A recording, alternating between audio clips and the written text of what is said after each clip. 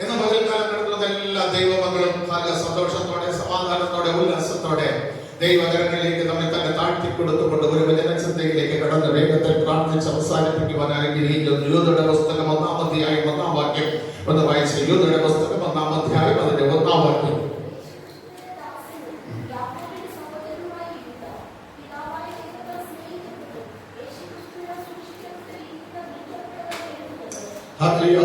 ചെയ്യുന്നു. ഇവിടെ തിരുവചനത്തിൽ പിതാവായ ദൈവത്തിൽ സ്നേഹിക്കപ്പെട്ട യേശുക്രിസ്തുവിനാൽ സൂക്ഷിക്കപ്പെട്ട വിധിക്കുന്നവരായ വിളിക്കപ്പെട്ടവർക്ക് ദൈവവചനം എഴുതുന്നു. ഒന്ന് സ്നേഹിക്കുക, 2 വിളിക്കുക, 2 സൂക്ഷിക്കുക, 3 വിളിക്കുക. 3 ചിന്തിക്കാൻ 3 മെസ്സേജാണ്. 1 സ്നേഹിക്കുക, 2 സൂക്ഷിക്കുക, 3 വിളിക്കുക. എന്തിനു നമ്മളെ വിളിച്ചു? എന്നൊക്കെ ചോദ്യത്തിൽ അപ്പോസ്തലനായ പൗലോസ് പറയുന്നു, സ്വർഗീയ ഓഹരിക്കാരായി മാറ്റാൻ. പകരണവിളിയുടെ ലാക്കിലേക്ക് ഓടാൻ, പിന്നിലുള്ളത് മറന്നുകൊണ്ട് മുൻപിലുള്ളതിനെ അറിഞ്ഞുകൊണ്ട് പിടിക്കാമോ എന്ന് പറഞ്ഞുകൊണ്ട് ഓടിപ്പിടിക്കുവാൻ, അന്ധകാരത്തിന്റെ മണ്ഡലത്തിൽ നിന്ന് തന്റെ അത്ഭുത പ്രകാശത്തിലേക്ക് വിളിച്ചിട്ട് അവന്റെ സൽഗുണങ്ങളെ ഘോഷിക്കുവാൻ. ഇതിന്റെ വിളിയെ കുറിച്ച് പ്രസംഗിക്കാൻ ഒരുപാടുണ്ട്. 17 തരം വിളിയുണ്ട് വേദപുസ്തകത്തിൽ. വന്ന് പ്രാർത്ഥന കണ്ടിട്ട് പോകാൻ വിളിക്കുന്നവരുണ്ട്, അതിന് കൂട്ടായ്മയിൽ ഇരിക്കാൻ വിളിക്കുന്നവരുണ്ട്, സഭായോഗത്തെ കലക്കാൻ വിളിക്കുന്നവരുണ്ട്. ഇങ്ങനെ ഓരോ വിളികളും വേദപുസ്തകത്തിൽ തികഞ്ഞു പഠിക്കുക. സ്നേഹിക്കുക എന്നൊരു പദമാണ് ഞാൻ ഇന്ന് പകൽക്കാലം നിങ്ങളോട് ശുശ്രൂഷിക്കുവാൻ ഞാൻ ആഗ്രഹിക്കുന്നത്. ദൈവം നിത്യമായ സ്നേഹം കൊണ്ടാണ് നമ്മളെ സ്നേഹിക്കുന്നത്. നിത്യമായ സ്നേഹം, ഒരിക്കലും വെറുക്കപ്പെടാത്ത ഒരു സ്നേഹം, വെറുക്കപ്പെടാത്ത ഒരു സ്നേഹം ദൈവം നമുക്ക് തന്നുകൊണ്ടാണ് വിളിക്കപ്പെടുന്നത്. സ്തോത്രം ചെയ്യുന്ന അതിന് കാരണം അത് വിശുദ്ധ വേദപുസ്തകത്തിൽ പറയുന്നു, വിളിക്കപ്പെട്ട ദൈവമക്കളെല്ലാം മണവാട്ടിയാണെന്ന്, മണവാട്ടി സഭയുടെ അംഗങ്ങളാണെന്ന്. അതിന്റെ ഒരു ഭർത്താവ് ഭാര്യയെ സ്നേഹിക്കുന്നത് പോലെ സ്തോത്രം ചെയ്യുന്നു, നമ്മെ സ്നേഹിക്കുന്നു. പിതാവാകുന്ന ദൈവം നമ്മെ സ്നേഹിക്കുന്നു. പിതാവാകുന്ന ദൈവം നമ്മെ സ്നേഹിക്കുമ്പോൾ പുത്രനായ ദൈവത്തെ ക്രിസ്തുവിനാൽ സൂക്ഷിക്കപ്പെടുന്നു. സ്തോത്രം ചെയ്യുന്നു. തിരുവചനത്തിനകത്ത് നമുക്കറിയാം 2 കാലഘട്ടങ്ങൾ. നോഹയുടെ കാലഘട്ടത്തിൽ സർവ്വതും നശിച്ചിട്ട് വെറും 8 പേരെ കൊണ്ട് ദൈവം ഈ ഭൂലോകം മുഴുവനും നിറയ്ക്കുവാൻ തക്കവണ്ണം നോഹയെ ദൈവം സ്നേഹിച്ചു.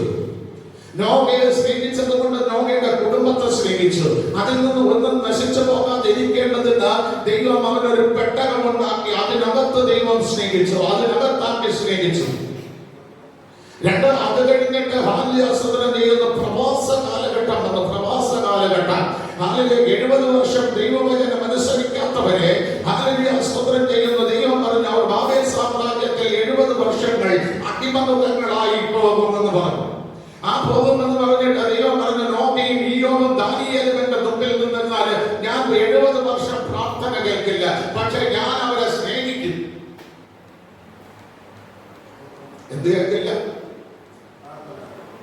പ്രാർത്ഥന കേൾക്കില്ല, പക്ഷെ എങ്കിലും ഞാൻ അവരെ സ്നേഹിക്കും. നിങ്ങൾ മനസ്സിലായ? ഞാൻ 70 വർഷം അവർക്ക് വേണ്ടി എന്ത് ചെയ്ത് പറഞ്ഞു കഴിഞ്ഞു. 70 വർഷം കഴിഞ്ഞിട്ട് ഇവിടേക്ക് നിങ്ങൾ മടങ്ങി വരുമെന്നുള്ള ഒരു വാക്ക് ഞാൻ പറഞ്ഞു കഴിഞ്ഞു. ഈ വാക്ക് ഞാൻ തിരിച്ചെടുക്കില്ല. അതിനകത്ത് വലിയ പ്രവാചകരുണ്ടാകും, അതിനകത്ത് വലിയ ഭക്തന്മാരുണ്ടാകും, അതിനകത്ത് ദൈവത്തെ ഭയപ്പെട്ട് ജീവിക്കുന്നവരുണ്ടാകും. പക്ഷേ ഈ 70 വർഷങ്ങൾ കഴിയാതെ ഒരെണ്ണം പോലെ എങ്ങോട്ട് വരില്ല. ഞാൻ പറഞ്ഞ സ്വസ്ഥതയിലേക്ക് വരില്ല. ഈ 70 വർഷങ്ങൾ ഇവരുടെ ജീവിതത്തിനകത്ത് എന്തൊക്കെ സംഭവിക്കുമെന്നറിയാമോ? യിരെമ്യാ പ്രവാചകന്റെ പുസ്തകം 30-ാം അധ്യായം അതിന്റെ 5-ാം വാക്യം തൊട്ട് പഠിച്ചു വായിച്ചു.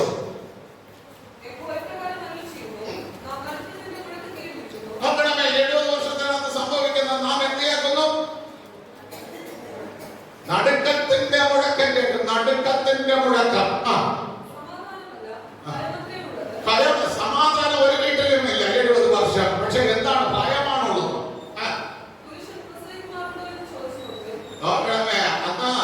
ശരിക്കും പറഞ്ഞാൽ വീട്ടിനകത്ത് കഷ്ടത വരുമ്പോൾ സ്ത്രീയേക്കാൾ ഏറ്റവും കൂടുതൽ വേദനിക്കേണ്ട വ്യക്തിയാണ് പുരുഷൻ. കാരണം കുടുംബത്തിന്റെ എല്ലാം വഹിക്കേണ്ടത് ആരാണ്?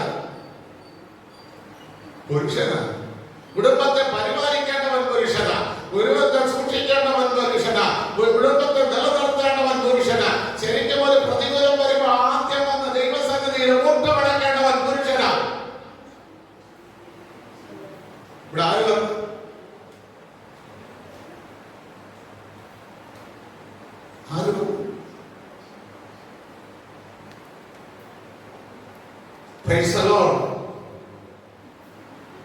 നമ്മളൊരു ഉത്തരവാദിത്ത സഹോദരനായി കൊടുത്തിട്ട് നീ ചെന്നിരുന്ന് പ്രാർത്ഥിച്ചോ, നീ ചെന്നിരുന്ന് പാടിക്കോ, നീ ചെന്നിരുന്ന് ആരാധിച്ചോ, നീ വയ്ക്കോ. പക്ഷേ ഞാനിതാ പോണത്, ഞാൻ പെയ്യില്ലെങ്കിൽ ചാപ്പാട് കിട്ടില്ല, ഞാൻ പോയില്ലെങ്കിൽ നമ്മളത്തെ കാര്യം അപതാളത്തിലാകും, ഞാൻ പോയില്ലെങ്കിൽ എന്റെ ജോലി പ്രശ്നമാണ്. കഠിനമായി വേദനിക്കേണ്ടത് പുരുഷനാണ്. അങ്ങനെ വേദനിക്കാത്തവന്റെ കുടുംബത്തിനകത്തെല്ലാം ദൈവം വലിയ അനർത്ഥങ്ങൾ എഴുതി വെച്ചിട്ടുണ്ട്. വലിയ അനർത്ഥങ്ങൾ. വാസപ്രാർത്ഥന വെച്ചാൽ പുരുഷന്മാരുടെ ഭാഗത്ത് കസേരകൾ ഒഴിഞ്ഞു കിടക്കും. Praise the Lord. പ്രാർത്ഥന ആർക്ക് കൊടുത്തിട്ടുണ്ട്? സഹോദരിമാർക്ക് പ്രാർത്ഥന കൊടുത്തിട്ടുണ്ട്. ഞങ്ങൾക്ക് പൈസ മിച്ചപ്പലം ഉണ്ടാക്കാനാണ് ഞങ്ങളെ എന്ത് ചെയ്തിട്ടുള്ളത്. ഞാൻ വെള്ളിയാഴ്ച പറഞ്ഞു, ആ ദിവസം കെണ്ണി പോലെ വരും. ഞായറാഴ്ച കഴിച്ച് രാവിലെ ജോലിക്ക് പോകുന്നു, ആരാധന കഴിഞ്ഞ് ഉടനെ ഓടുന്നു. പക്ഷെ അത് നീ കെണിയിലേക്ക് നിന്നെ തള്ളിയിടാൻ ഒരു വേടന്റെ കയ്യിൽ വല വിരിച്ചിട്ട് കാത്തിരിക്കുന്നത് പോലെ ഒരു കെണിയുമായിട്ട് അപ്പുറത്ത് ആളുന്നിപ്പുണ്ട്. തൊട്ടപ്പുറത്ത് ആളുന്നിപ്പുണ്ട്. ഞാൻ പറയാൻ മക്കളെ, ഇന്ന് കഷ്ടത തലമുറയുടെ മേൽ കഷ്ടത ഏതെങ്കിലും ഊനം വന്നിട്ടുണ്ടെങ്കിൽ, ഏതെങ്കിലും രീതിയിൽ കുറവ് വന്നിട്ടുണ്ടെങ്കിൽ, ഞാൻ പറയാൻ ഞായറാഴ്ച എണീറ്റ് ആലയത്തിൽ വരാതെ രക്ഷിക്കപ്പെട്ട് സ്നാനപ്പെട്ടിട്ട് ജോലിക്ക് പോയവന്റെ എല്ലാവരുടെയും കുടുംബത്തിലാക്കി തലമുറയുടെ പുറത്ത് ഏതെങ്കിലും ഒരു ഊനം ദൈവം വെച്ചിട്ടുണ്ട്. തലമുറയുടെ പുറത്ത് ഒരിക്കലും നീക്കപ്പെടാത്ത ഒരു ശാപം ദൈവം വെച്ചിട്ടുണ്ട്. ഇല്ലെന്ന് നിങ്ങൾക്ക് നെഞ്ചിൽ കൈവച്ചുകൊണ്ട് പറയാമെങ്കിൽ പറ. നിങ്ങളുടെ നിന്നും വരുന്ന ദേവദാസന്മാർ പറഞ്ഞാണ്, സാരമില്ല സഹോദര, ഞാൻ പ്രാർത്ഥിക്കാതെ എല്ലാ പ്രാർത്ഥനയെ കൊണ്ട് ഇനി ഇവിടെ ഇരുന്ന സകല വാസന്മാരുടെ പ്രാർത്ഥനയെ കൊണ്ട് വിടിവിക്കാൻ കഴിയാത്ത ഒരു അനർത്ഥത്തിനകത്ത് നിങ്ങളായി, ഒരു അനർത്ഥത്തിനകത്ത്. അതാ നേരത്തെ ഞാൻ പറഞ്ഞത്, മുഖസ്തുതി വേണ്ട. ഇല്ലെങ്കിൽ ഈ വേഷം കെട്ടി ഇതിനകത്ത് വരരുത്. മുഖസ്തുതി. ഹല്ലേലൂയ, സ്തോത്രം. അടുത്ത വാക്യം.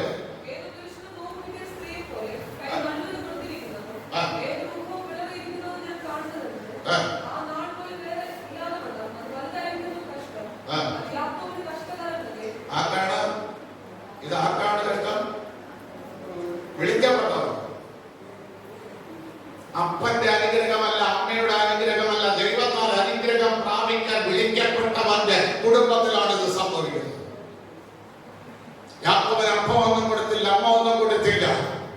ഹല്ലേലൂയ, സ്തോത്രം ചെയ്യുന്നു. വീട് വിട്ട അവൻ പരദേശിയായി പോയി 20 വർഷങ്ങൾ കഷ്ടപ്പെട്ടത് കണ്ടുകൊണ്ട് ദൈവം അനുഗ്രഹത്തിന്റെ വർധനവ് കൊടുത്തു. യാക്കോബിനോട് ദൈവം പറഞ്ഞു, ഹല്ലേലൂയ, സ്തോത്രം, നിന്നെ ആരും പറ്റിക്കില്ല, ആരും നിന്നെ വഞ്ചിക്കില്ല, നിന്റെ പ്രതിഫലം നിനക്ക് ഞാൻ കറക്റ്റായിട്ട് തരാം. അതിന് വേണമെന്നുണ്ടെങ്കിൽ, ഹല്ലേലൂയ, സ്തോത്രം, ആ പ്രതിഫലം വേണമെന്നുണ്ടെങ്കിൽ ബലഹീനമായിരിക്കുന്ന ആടുകള് നിന്റെ അടുക്കൽ വെള്ളം കുടിക്കാൻ വരുമ്പോൾ, ഹല്ലേലൂയ, സ്തോത്രം ചെയ്യുന്നു, നീ ഒറ്റ കാര്യം ചെയ്യാൻ മതി. 3 കമ്പ് മുറിച്ച് അതിന്റെ തൊലി ഉരിച്ച് വെള്ളം കുടിക്കാൻ വരുന്ന ആട് കാണത്തക്ക രീതിയിൽ വെക്കാൻ പറഞ്ഞു. ഏതൊക്കെ 3 കമ്പ്? പിന്നെ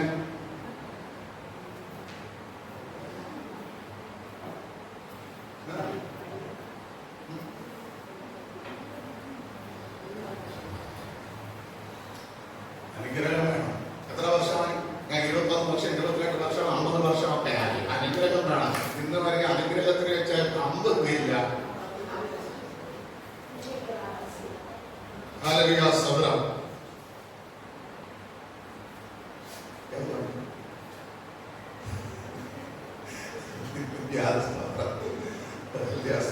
എന്റെ മകനെ പോലെ സ്നേഹിക്കുന്ന ഒരു വൈതലാണ്. സത്യമാണ്. എന്റെ വീട്ടിൽ എന്റെ മോനുള്ള സ്വാതന്ത്ര്യം ഞാൻ അവനെ കൊടുത്തിട്ടുണ്ട്. ഹല്ലേലൂയ, സ്തോത്രം. അതുകൊണ്ട് ഞാൻ അവനെ വഴക്ക് പറയും, ഞാൻ അവനെ ശിക്ഷിക്കും, എല്ലാം ചെയ്യുന്നുണ്ട്. കാരണം അവൻ അനുഗ്രഹം പ്രാപിക്കാനുള്ളത്. ഹല്ലേലൂയ, സ്തോത്രം. 1 ബദാം, 2 പുന്ന, 3 അരിഞ്ഞിൽ,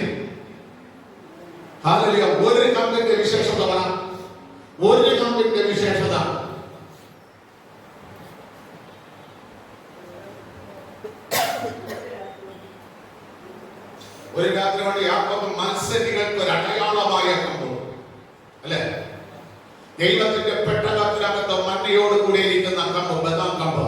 ഇതിനകത്ത് ആ കമ്പ് ഇരിക്കേണ്ട കാരണം യിരെമ്യാവിനോട് ചോദിച്ചു, അല്ല എന്താണ് യിരെമ്യാവേ നീ കാണുന്നത്? ഒരു ബദാം വൃക്ഷം. യിരെമ്യാവിനോട് ദൈവം പറഞ്ഞു, നീ പറഞ്ഞത് ശരി തന്നെ, ഒരു ബദാം വൃക്ഷം ഒരു അനർത്ഥം വടക്കു നിന്ന് കരത്തിൽ പൊക്കി വരുന്നുണ്ട്. പക്ഷെ എങ്കിലും ഞാൻ വചന നിവർത്തിക്ക് വേണ്ടി വെച്ചിരിക്കുന്നതാണ് ബദാം. എന്തിനു വേണ്ടി വെച്ചിരിക്കുന്നു? നിന്നോട് പറഞ്ഞ വചനം നിവർത്തിക്കാൻ, നിന്നോട് പറഞ്ഞ വാഗ്ദത്തം നിവർത്തിക്കാൻ, നിന്നോട് പറഞ്ഞ അനുഗ്രഹങ്ങൾ നിറവേറ്റേണ്ടതിന്, നിന്നോട് പറഞ്ഞ സകല വിധമായിരിക്കുന്ന വിളിയുടെ തിരഞ്ഞെടുപ്പിന്റെ അനുഗ്രഹങ്ങൾ നിറവേറ്റേണ്ടതിന് അതിനകത്ത് വെച്ചിരിക്കുന്ന വചനം മുഴുവനും അടങ്ങിയിരിക്കുന്നതാണ് ഈ ബദാം. ഇതിന് നോക്കിക്കൊണ്ട് ആട് വെള്ളം കുടിച്ചാൽ 20 വർഷം കൊണ്ട് നീ അധ്വാനിച്ചതിന്റെ പ്രതിഫലം മുഴുവനും നിവർത്തിക്കാൻ കഴിവുള്ള ഒരു വാഗ്ദത്തം നിന്നിലേക്ക് പകർന്നു വരും. നീ അധ്വാനിച്ചത് കൊണ്ടല്ല, 20 വർഷം കൊണ്ട് നീ അധ്വാനിച്ചത് മുഴുവനും ആര് തട്ടിയെടുത്തു? കാരണം നീ ഈ ബദാമിനെ ശ്രദ്ധിച്ചില്ല, വചന നിവർത്തിയെ നീ ആഗ്രഹിച്ചില്ല, നിന്നോട് പറഞ്ഞ ദൂത് നീ ആഗ്രഹിച്ചില്ല. നീ ചുമ്മാ കിടന്നുകൊണ്ട് എന്ത് ചെയ്തു?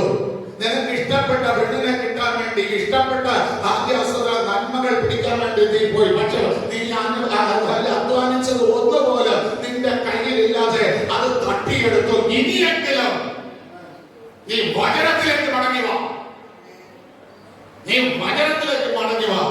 പകലും രാത്രിയും കിടന്ന് അധ്വാനിച്ചിട്ട് നിന്റെ കയ്യിൽ എന്തുണ്ട്?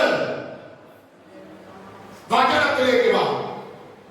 യിരെമ്യാ പ്രവാചകന്റെ പുസ്തകം 1-ാം അധ്യായം 12-ാം വാക്യം ഒന്ന് വായിച്ചു നോക്കാം.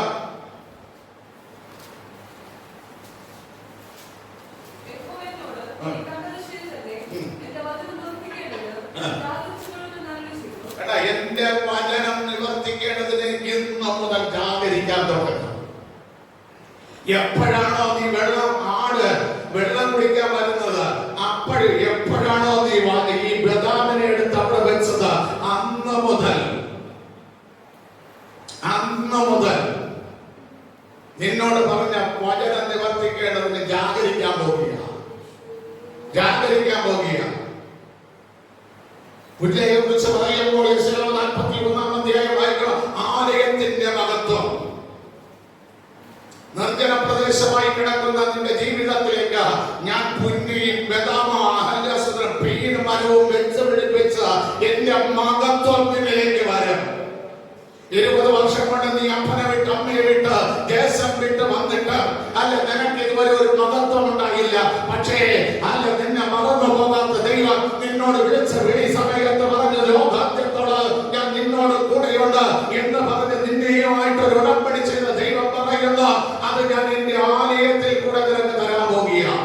അതിന് നീ അവിടെ വിശ്വസ്തതയുള്ളവനാകണം. ദൈവത്തിന് പറഞ്ഞത് വിടയണം, ദൈവത്തിനോട് പറഞ്ഞ നയമന്ത്രത്തെ ലംഘിക്കരുത്. ദൈവം പറയുന്നത്, നിന്റെ പിതാക്കന്മാർ എന്നോട് എന്റെ നിയമത്തിൽ നിലനിന്നില്ല, നീയെങ്കിലും നിലനിന്നാൽ ഞാൻ നിന്നെ മടക്കിയെടുത്തു. ഹല്ലേലൂയ, സ്തോത്രം. നിങ്ങൾക്കറിയുമോ, ഫറവോന്റെ ഏദൻ തോട്ടത്തിൽ നിൽക്കുന്ന എല്ലാ വൃക്ഷങ്ങളെക്കാളും പൊക്കമുള്ളതാണ് ആരെങ്കിൽ. എന്നാൽ യെഹെസ്കേൽ പ്രവാചകന്റെ പുസ്തകം 31-ാം അധ്യായം 8-ാം വാക്യത്തിൽ വിളിച്ചു പറയുന്നു, ഏത് വൃക്ഷത്തെക്കാളും പൊക്കമുള്ളതാക്കി, ഏത് വൻപന്മാരെക്കാളും നിന്നെ തിരിച്ചറിയത്തക്ക നിലവാരത്തിൽ, ഏത് വ്യക്തിയെക്കാളും നിന്നെ വേഗത്തിൽ മനസ്സിലാക്കേണ്ട ഒരടയാളമായിട്ട്, ഒരു പൊക്കമുള്ളവരായിട്ട് അല്ലെ ശൗലിനെ തെരഞ്ഞെടുക്കുമ്പോൾ ദൈവം പറഞ്ഞത് എങ്ങനെയാണ്? എല്ലാവരെക്കാളും അവൻ, ബാക്കി എല്ലാവരും കഴുത്തോടെ വേണ്ടു, അതിനേക്കാൾ പൊക്കം ഒരു തെരഞ്ഞെടുപ്പ്. ഇത് 3 അടയാളങ്ങളുമാണ് എന്ത് ചെയ്തത്? എന്തിനു വെച്ചത്? വാഗ്ദത്ത നിവർത്തിക്ക് വേണ്ടി ദൈവം വെച്ചത്. പക്ഷെ ആ വാഗ്ദത്ത നിവർത്തിയുള്ളവൻ ഇന്ന് കഷ്ടകാലത്തിലാണ്, ഇന്ന് വേദനയില്ല, ഇന്ന് കണ്ണുനീരില്ല. കാരണം ഈ വചനങ്ങളൊന്ന് കേൾക്കണതല്ലാതെ നിവർത്തിയിലേക്ക് വരുന്നില്ല. അനുസരണക്കേട്, നമ്മളിൽ വ്യാപരിക്കുന്ന അനുസരണക്കേട്. ഹലേത്തിനകത്ത് ഉപസപ്രാർത്ഥന വരിക, കട്ടുകൊടുക്കുക, ആലവ്യാസ്ത്രത്തിന് വിലാപം ഇരിക്കുക എന്ന് വിളിച്ചാൽ അദ്ദേഹത്തിന് കാളയർക്കുക, തിന്നുക, സന്തോഷിക്കുക, ആ നിലവാരത്തിൽ പോയത് കൊണ്ട് വരും.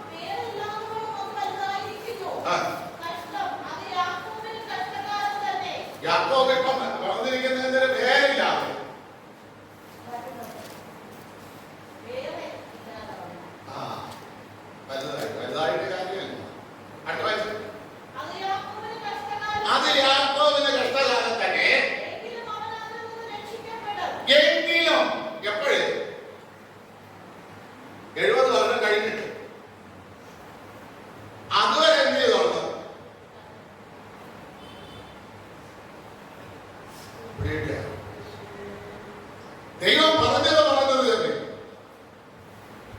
എങ്കിലും ഞാൻ ചോദിക്കട്ടെ, ഇത് 70 വർഷം കഴിഞ്ഞാൽ നമ്മൾ ആരൊക്കെ ഇവിടെ കാണും?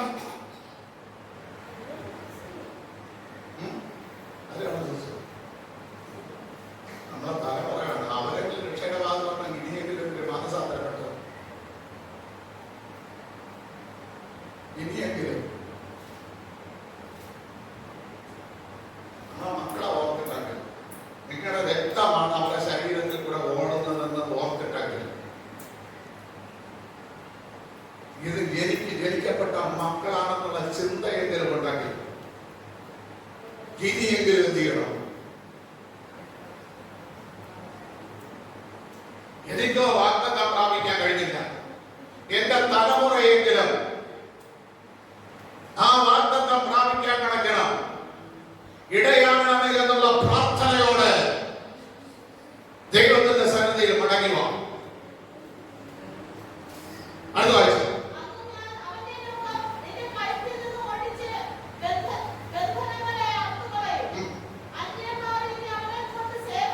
നോക്കണമേ, ദൈവം വിടിവിക്കുമ്പോൾ നിന്റെ തലമുറയെ കൊണ്ട് ഇനി അന്യന്മാർ ഒരു ജോലി ചെയ്യിക്കാത്ത നിലവാരത്തിൽ, അന്യന്മാർ നിന്നെ കഷ്ടപ്പെടുത്താത്ത നിലവാരത്തിൽ നിന്റെ തലമുറയെ ഞാൻ വിടിവിക്കും. നിങ്ങൾക്കറിയാമോ, യാക്കോബ് 20 വർഷങ്ങൾ എന്ത് ചെയ്തു? കഷ്ടപ്പെട്ടു. പക്ഷെ യോസേഫ് കഷ്ടപ്പെട്ടില്ല. യോസേഫിനെ പലരും കഷ്ടപ്പെടുത്താൻ നോക്കി. യോസേഫിന്റെ സഹോദരങ്ങൾ നോക്കി. അവനെ പൊട്ടക്കടലിലിട്ടു. എത്ര നേരം കിടന്നു? അല്പസമയം കിടന്നവനെ ഒരു വിദ്യാലയ കച്ചവടക്കാരെ ആരും വിട്ടുകൊടുത്തു? ദൈവം അവരുടെ അടുപ്പിൽ കൂടെ വിട്ടുകൊടുത്തു.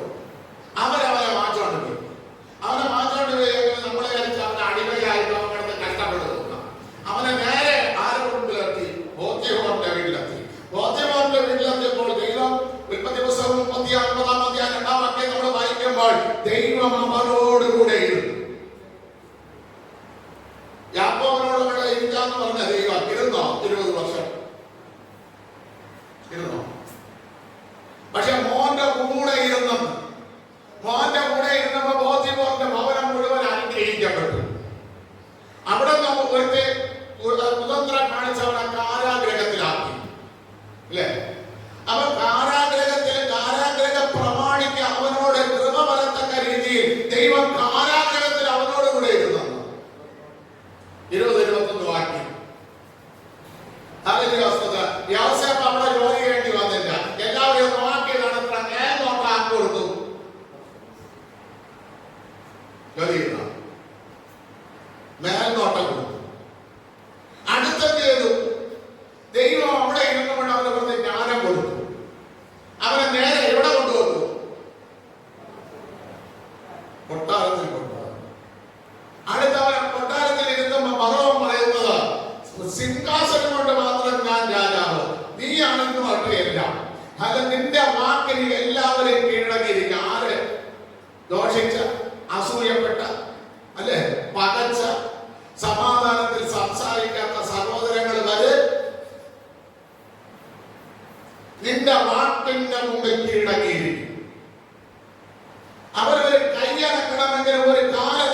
ജീവിക്കണമെങ്കിൽ നിന്റെ വാക്ക് കേൾക്കണം. എടാ, നമ്മളെ തലമുറയ്ക്ക് ഈ അനുഗ്രഹം ഉണ്ടാകണം.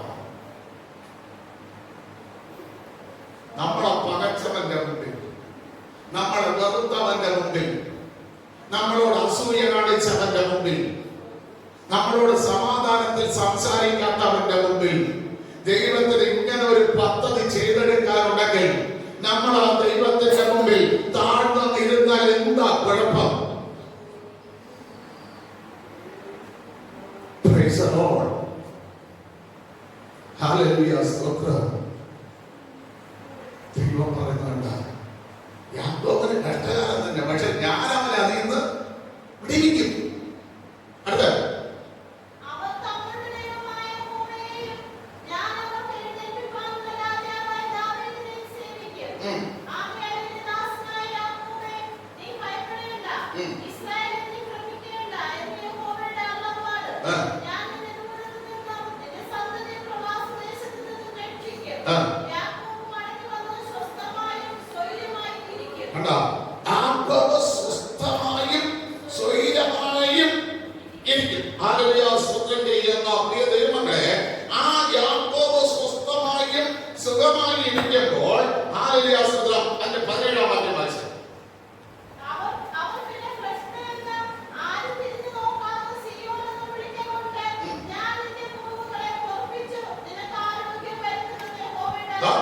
ഇന്ന് യാക്കോബിന്റെ സ്തുതി പൂർവേ ഉള്ളൂ, വേദനയേ ഉള്ളൂ, ആശ്വാസമില്ല.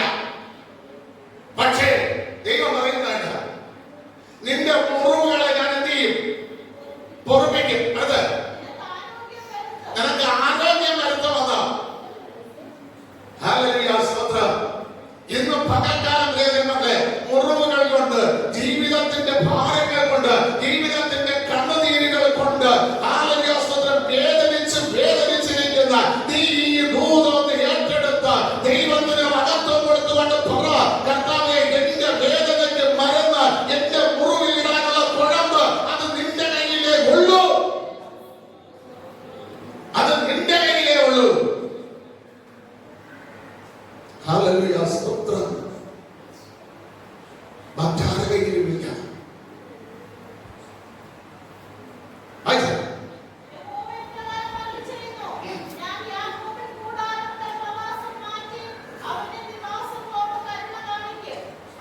അവന്റെ വീടിനോട് കരുണ കാണിക്കും. വീടുണ്ടെങ്കിലേ നമ്മളെ തലമുറയ്ക്ക് കരുണ കാണിക്കാൻ പറ്റുള്ളൂ. ദൈവത്തിന് ആരൊക്കെയുണ്ട് വീട് വെച്ച് നല്ല ഭംഗിയായി? ഞാൻ വെള്ളിയാഴ്ച പറഞ്ഞു, നല്ല വീട് വെക്കണം, നല്ല കിടക്ക വേണം, നല്ല കട്ടിൽ വേണം. ആരൊക്കെ ദൈവത്തിന് കരുണ കാണിക്കും?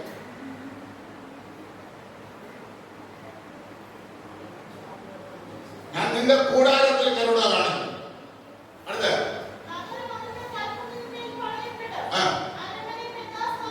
അരമനയിൽ യഥാസ്ഥാനപ്പെടും. ഇന്ന് നീ വേദനിക്കുന്നവരുടെ വാക്കാണ് നിന്റെ ഭവനത്തിനകത്ത് കേൾക്കുന്നതെങ്കിൽ അവിടെ നിന്ന് സന്തോഷത്തിന്റെയും സ്തോത്രത്തിന്റെയും സ്തുതിയുടെയും വാക്കുകൾ കേൾക്കാൻ പോകുന്ന പ്രിയ ദൈവമക്കളെ, അതിനുവേണ്ടി ദൈവം നിന്റെ പ്രവാസം മാറ്റ്. ഇന്ന് പകൽക്കാലം ആ ദൂരം ഏറ്റെടുത്ത കരങ്ങൾ അടിച്ച് നല്ല രീതിയിൽ പറ, കർത്താവേ, എന്റെ ഭവനത്തിനകത്തുന്ന സ്തോത്രം ഉയരണം, എന്റെ ഭവനത്തിനകത്തുന്ന സ്തുതി ഉയരണം, എന്റെ ഭവനത്തിനകത്തുന്ന അനുഗ്രഹത്തിന്റെ അഭിവൃദ്ധി ഉണ്ടാവണം. ഈ പകൽക്കാലം ദൈവം പ്രവൃത്തി വെളിപ്പെടട്ടെ. ഹല്ലേലൂയ, ഹല്ലേലൂയ, സ്തോത്രം ചെയ്യുന്നു. എന്റെ ഭവനത്തിൽ നിന്ന് ശരിക്കുള്ള പ്രാർത്ഥനയില്ല, എന്റെ ഭവനത്തിൽ നിന്ന് ശരിക്കുള്ള ആരാധനയില്ല, എന്റെ ഭവനത്തിനകത്ത് നല്ലൊരു പ്രാർത്ഥനയുടെ ദിവസങ്ങളായി കർത്താവേ, എന്റെ ഭവനം മുഴുവന് സ്തോത്രം ഉണ്ടാകട്ടെ. ഹല്ലേലൂയ, സ്തോത്രം. അടുത്ത വായിച്ച അടുത്ത കർത്താവിന്റെ വായിച്ച ഞാൻ അവരെ വർദ്ധിപ്പിക്കും, അവർ കുറഞ്ഞു പോകുകയില്ല, അവർ എളിമപ്പെടുകയില്ല, അവരുടെ മക്കളും പണ്ടത്തെ പോലെയാകും. ഇത്രയും വന്നാലേ സമ്മതിക്കുള്ളൂ. കേൾക്കണ, പ്രസാദം കേൾക്കണ, കേൾക്കണ. ഈ സഭയുടെ അവകാശങ്ങളാണ് നിങ്ങളെല്ലാം. അതിനാണ് നിങ്ങളെ പേരുകൾ വിളിച്ച് ഞാൻ പറഞ്ഞത്. ആദ്യം എവിടെ വരണം സ്തോത്രസ്തുതി? വീട്ടിലാണ് ഉയരണം. അവിടെ ഉയർന്നാണ് ഈ സഭയിൽ നിങ്ങൾക്ക് നിലനിൽപ്പുണ്ട്. ഇല്ലെങ്കിൽ നിങ്ങൾ പേരോടെ പഠിച്ച് ദൂരെ അറിയും, പേരോടെ പഠിച്ച് ദൂരെ അറിയും. ആരൊക്കെ ഉണ്ട് കുടുംബത്തിലാണ്? ആരുണ്ട്? പ്രസാരമുണ്ട്, ആശിഷുണ്ട്, ആൽബിയുണ്ട്, അനഘയുണ്ട്, സന്ധ്യയുണ്ട്. 5 പേരുടെ സ്തോത്രം ഉയരണം, 5 പേരുടെ സ്തുതി ഉയരണം, 5 പേരുടെ ആരാധന ഉയരണം.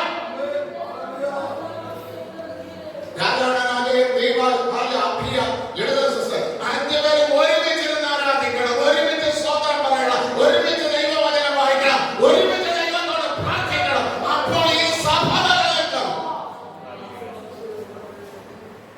ഇല്ലെങ്കിൽ പറഞ്ഞു പോകും, ഇല്ലെങ്കിൽ പറഞ്ഞു പോകും.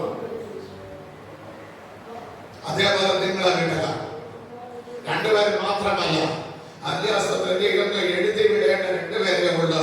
ഒന്ന് അതിലെ മോളും മോനും. ദൂരെ മോള് നമുക്കുള്ളതല്ല. അതിനെപ്പോഴും പറയും മക്കളെ നമുക്കുള്ളത്. അവരെ കെട്ടിക്കൊടുക്കും, അവരെ കൊടുക്കും. രേഷ്മയും കുഞ്ഞും നിങ്ങൾ അറിവിലുണ്ട്. ഒരുമിച്ച് ആരാധിക്കണം. 4 പേരും കൂടെ ഒരുമിച്ച് വായിക്കണം, സ്തോത്രം പറയണം, സ്തുതി ഉയരണം. ആ ഭവനത്തിനകത്തുനിന്ന് അപ്പോൾ വിടുതലിന്റെ ആരംഭം നടക്കും.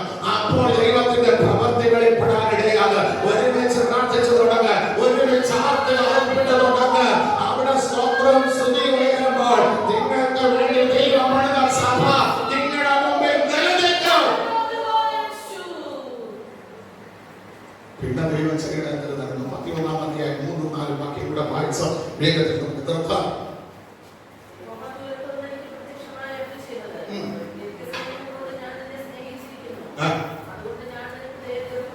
എങ്ങനെ സ്നേഹിച്ചു ദൈവം? നിത്യസ്നേഹം. മനസ്സിലായ? നമ്മൾ ഓരോരുത്തരെ വിളിച്ചത് വെറുതെ സ്നേഹിക്കാനല്ല, ആദ്യാസ്തോത്രം ചെയ്യുന്നു. നിലനിൽക്കുന്ന നിത്യസ്നേഹം, നിലനിൽക്കുന്ന നിത്യസ്നേഹത്തിൽ ദൈവം നമ്മെ കഴിച്ചു. ഹല്ലേലൂയ, സ്തോത്രം. അതുകൊണ്ട് ദൈവം ദൂരെ നിൽക്കണമെങ്കിലും ദയ ദീർഘമാക്കി തന്നിരിക്കുകയാണ്.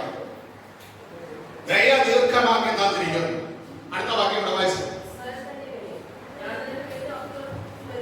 മക്കളെ ദൈവം പറയണ്ട, ദയ ദീർഘമാക്കി നിർത്തിയിരിക്കുന്ന അടുത്ത് ചെയ്യുന്ന അഭിവൃദ്ധി വരുത്തുക. അഭിവൃദ്ധി വരുത്തുക. നീ അഭിവൃദ്ധി പ്രാപിക്കുകയും ചെയ്യും. നീ ചേരോടെ തപ്പെടുത്തുകൊണ്ട് ആർത്ത് സന്തോഷിച്ച് നീ മുൻനിരയിൽ വരും.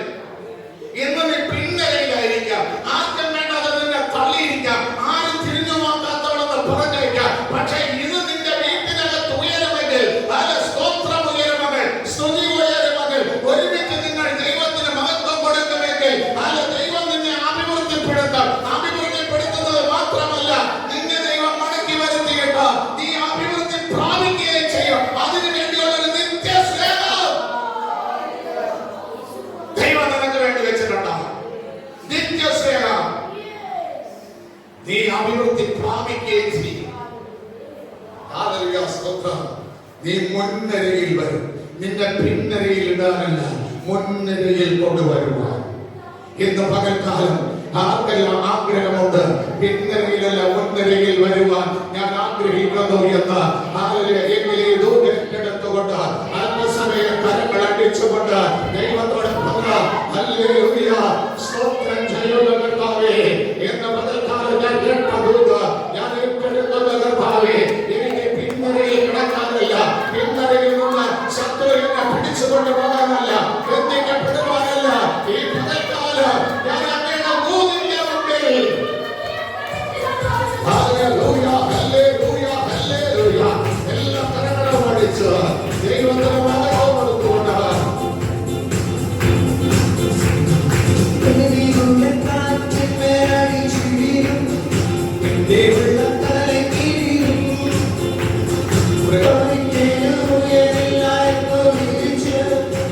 ഏത്